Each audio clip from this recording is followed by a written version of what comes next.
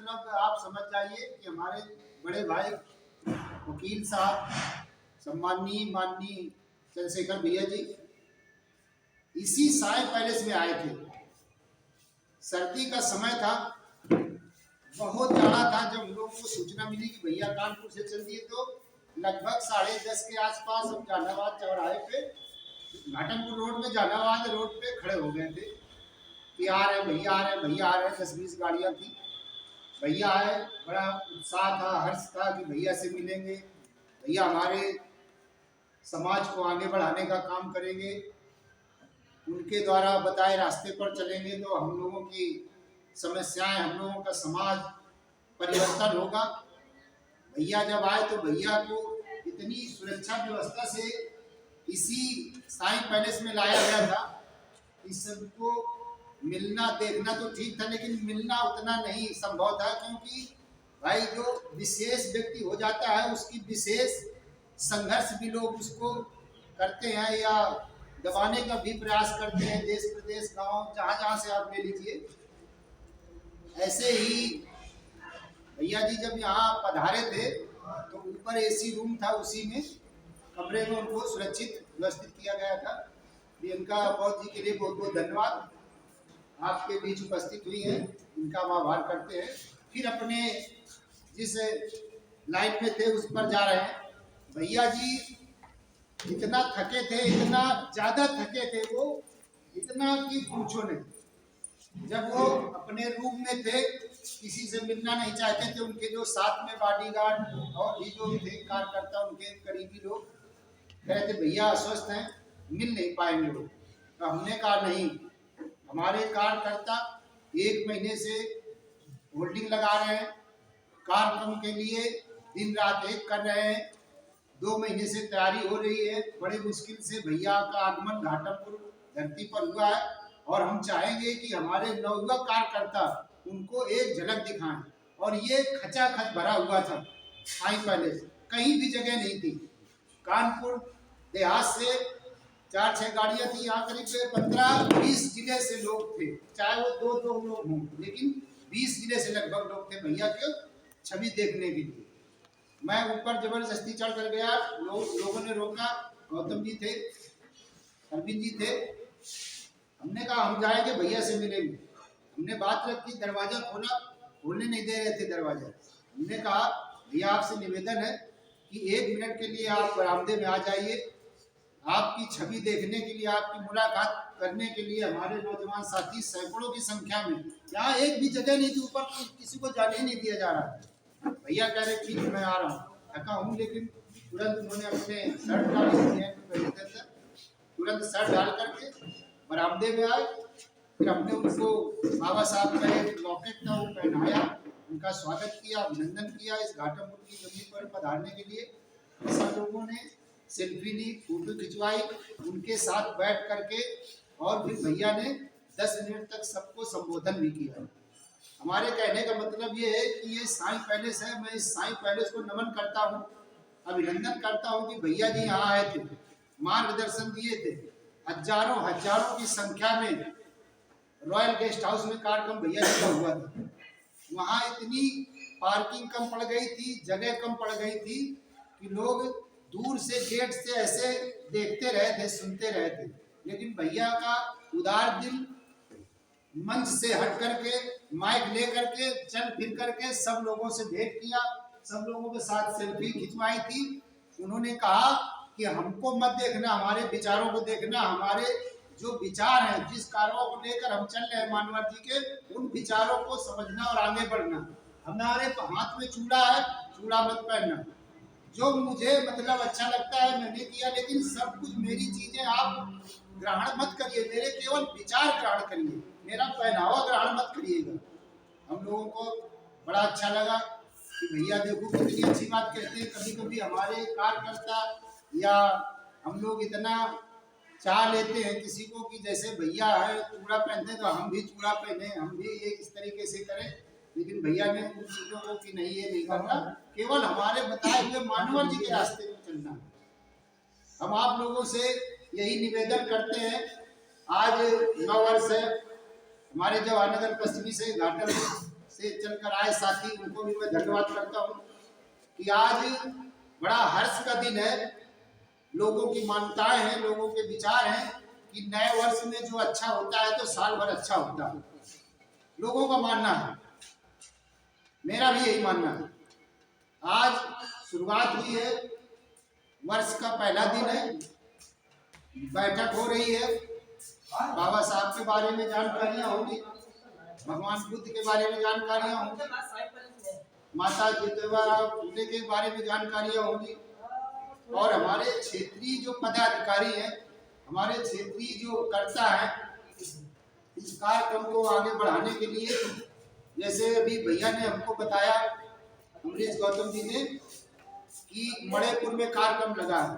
3 दिन पहले वहाँ गए थे, रार से ही निकले थे, खेत प्रकट करते हैं, बाद में बताया कि रार तो निकल गया, जी ने बताया, और शायद फोन भी आया आगे पीछे, तो हमको भी लगा कि 5 मिनट तो मिल ही सकते हैं। अब यहाँ साई पहले से जा रहे हैं, अगर आप हो तो ऐसा लगता है कि 2 मिनट तो मुलाकात हो जाए तो मन अच्छा हो जाता है। समय परिस्थितियाँ होती है, कभी कभी लोग 5-5 साल तक नहीं मिल पाते हैं, कार्यक्रम के माध्यम से ही मतलब मिल जाते हैं। इस तरीके से हम आपसे आग्रह करेंगे कि जो भी व्यक्ति हैं समर्पित रहे, हमेशा कार्यक्रम के प्रति लगनशील रहे, और इसको मत किसी प्लेटफॉर्म से जोड़िएगा। देखिए, बाबा साहब मनोहर जी की हमको बताए हुए रास्ते पे चलना है। किस रास्ते से जा रहे हो, किस सवारी से जा रहे हो, वो मायने नहीं रखता है। हमको अगर रिक्शा मिल जाए तो रिक्शा से हम उस मंदिर तक पहुंचेंगे, अगर गाड़ी मिल जाए उस मंदिर से पहुंचेंगे, साइकिल हो उस मंदिर से पहुंचेंगे, मोटरसाइकिल हो उस मंदिर से पहुंचेंगे। हमारा उद्देश्य केवल उस मंदिर तक पहुंचना, उन विचारों तक पहुंचना है। लोग हमेशा कहते हैं बाबा साहब को मानना चाहिए, लेकिन नहीं, महापुरुषों ने अनुभव किया, हमारे जो सीनियर लोग थे उन्होंने कहा बाबा साहब को नहीं, बाबा साहब की माननी चाहिए, बाबा साहब के जो विचार हैं उनको मानने चाहिए, बाबा साहब के बताए हुए रास्तों को मानना चाहिए। हमारे कुछ भी समस्याएं हों, लेकिन हमारा मार्ग डगमग नहीं होना चाहिए। मार्ग डगमग का मतलब कि हम सच्चे सिपाही नहीं, हमें किसी के बहकावे में नहीं आना चाहिए। सुनना सबको है, लेकिन जो भी आपका दिल दिमाग करता है कि इस रास्ते पे चल के हमको सफलता मिलेगी, वही रास्ता अपनाना चाहिए।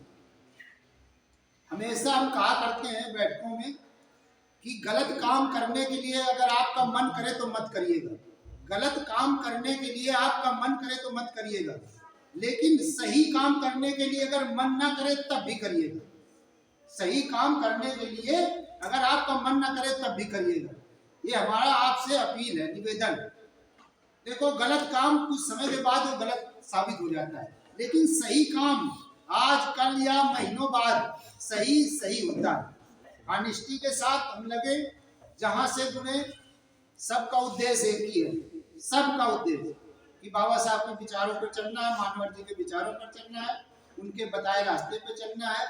हमारे घर में हो सके तो आज से हम संकल्प लें कि बाबा साहब, भगवान बुद्ध की और ज्योतिबा फुले जैसे महान लोगों की प्रतिमाएं हमारे घर में होनी चाहिए। जब हम किसी की प्रतिमा देखते हैं तो हर्ष होता है, हम अपने बच्चे को देखते हैं तो हर्ष होता है, हमारा कोई अतिथि मिलने आता है उसको हम देखते हैं तो हर्ष होता है, हमारा कोई 5 साल 6 साल 10 साल पुराना साथी मिलता है उसको देखते हैं तो हर्ष होता है। तो इन बातों को हमको मनन करते हुए आगे बढ़ना है, और जो भी कार्यक्रम हो, कहीं भी हो, 10 लोग हो 20 लोग हो, हमें पूर्णतः याद है कि मानवर जी जब चलते थे तो लोग हंसते थे कि साइकिल से चलते हैं। उस समय DS4 बनी थी संस्था, DS4 दलित शोषित समाज समिति संगठन, पुराने लोग होंगे उनको याद होगा। और हमारे घाटमपुर छात्रावास में उनके कदम रखे गए, एक रात रुके, और जूनियर स्कूल जो बना है वहाँ पे उन्होंने कार्यक्रम किया। अम्बेसडर से आए थे, सन वही 85 के आसपास की बात है, हम छोटे थे लेकिन हमको याद है। उनको भी हमारे बड़े भाई दिवाकर आए थे कि चलो आज ऐसी सी बात है और बाबा साहब को आगे बढ़ाना है कारवा, और मानवर जी आए, उन्होंने भी नौकरी छोड़ी थी, उन्होंने भी शादी नहीं की थी, तो त्याग तो करना पड़ेगा किसी न किसी रूप में, चाहे कोई भी रूप अपनाइए, लेकिन त्याग तो करना पड़ेगा। मेहनत किसी की बेकार नहीं जाती, सालों पहले हम कहा करते थे कि कोशिश करने वालों की कभी हार नहीं होती, कोशिश करने वालों की कभी हार नहीं होती, और हाथ में हाथ धरे रहने वालों की कभी जय हार नहीं होती। इन चीजों को मानते हुए हम तो यही कहेंगे कि मेहनत करनी चाहिए, कोई भी हो, चाहे घर के काम हो, चाहे सामाजिक काम हो, चाहे अपने पेट पालने काम हो, अपने परिवार को आगे पालन पोषण करने के लिए काम हो, मेहनत करनी पड़ेगी, समय से जगना पड़ेगा, समय से कार्य को करना पड़ेगा, समय देना पड़ेगा। हमारे बच्चे अगर हमको जगाएंगे कि बेटा पढ़ो, नहीं पढ़ेंगे, लेकिन क्या हो गया? चलते रहो, चलते रहिए, वो चलेगा। लेकिन चलते रहे, वो चलता रहेगा। लेकिन अगर हम बच्चों को जगा दिए, करीब मिला के बच्चा जगा दिए और कह दिया कि बेटा आप पढ़िए, और आप आराम से रजाई के भीतर हो गए, कंबल के भीतर हो गए, तो शायद बच्चा पढ़ेगा नहीं, पढ़ेगा, क्योंकि वो जानता है कि हमको ये बेवकूफ बना रहे हैं, जबकि आप उसके भविष्य के लिए बहुत अच्छा काम कर रहे हैं, लेकिन उसको जानकारी नहीं। ऐसे हमारे भी लोगों को जानकारियां नहीं है कि अरविंद जी बहुत अच्छा काम कर रहे हैं, धीरेन्द्र गौतम जी बहुत अच्छा काम कर रहे हैं, प्रियंका जी बहुत अच्छा काम कर रहे हैं, कमलेश जी बहुत अच्छा काम कर रहे हैं, जानते हैं, तभी हमको आगे बढ़ना पड़ेगा। अगर किसी चीज को हम अपने दिल दिमाग में बैठाएंगे नहीं, योजना नहीं बनाएंगे, तो वो काम हो ही नहीं सकता। आप चले होंगे जब सुबह, तो आपके मन में विचार आया होगा कि साईं पहले से कोई गेस्ट हाउस होगा, अच्छा होगा, हो सकता है कुर्सी हो, मंच हो, कुछ अच्छा होगा। आदमी विचार करता है ना जब चलता है, कौन से कपड़े पहने, जाड़ा न लगे, अच्छा लगे, ऐसे कपड़े पहने। तो जब आदमी अपने आप में विचार करेगा और विचार से उसके सपने तैयार होते हैं, जब सपना तैयार होगा तभी तो वो सपना साकार करेगा।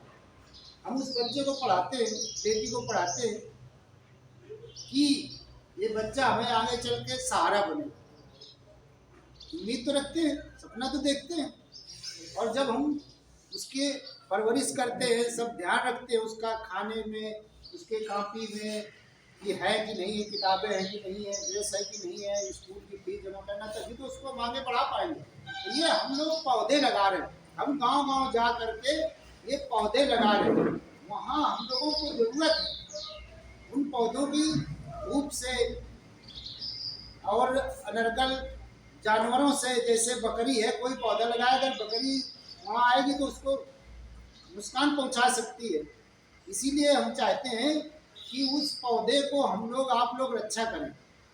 घर घर जा करके अगर जगाने का काम कर रहे हैं, बाबा साहब के बारे में बता रहे हैं, तो अगर 10 लोगों को बता रहे हैं तो 2 लोग आपको जरूर बात को मानेंगे, और 2 लोग मान गए तो आपका संघर्ष सफल है, आपकी मेहनत सफल है, आप भूखे प्यासे रह रहे हैं, आपकी सफलता निश्चित है। हर असफलता असफलता असफलता फिर एक दिन सफलता, ये जीवन में होता है। कोई भी काम करिए आप, असफलता मिलेगी, उससे डरो नहीं। बाबा साहब को तो बाहर बैठाया गया था, सब लोग जानते हैं, वो अलग बैठते थे, क्लास के सुनते थे, कोई समझता था कि ये ऐसा हो जाएगा। उन्होंने कितनी प्रताड़ना देखी, अरे वो तो वो समय था। आज देखिए जब हम आप लोग पढ़े लिखे, हमारे आपके घर परिवार रिश्तेदार समाज के लोग अच्छे पद पर आसीन भी है कि नहीं आसीन, तब हम लोग संघर्ष करते हैं मटके छूने से। अभी हमारे कानपुर देहात का धीरेन्द्र गौतम जी का जिला है, राजपुर में घोड़ी चढ़ने पर बड़ा उपद्रव हुआ,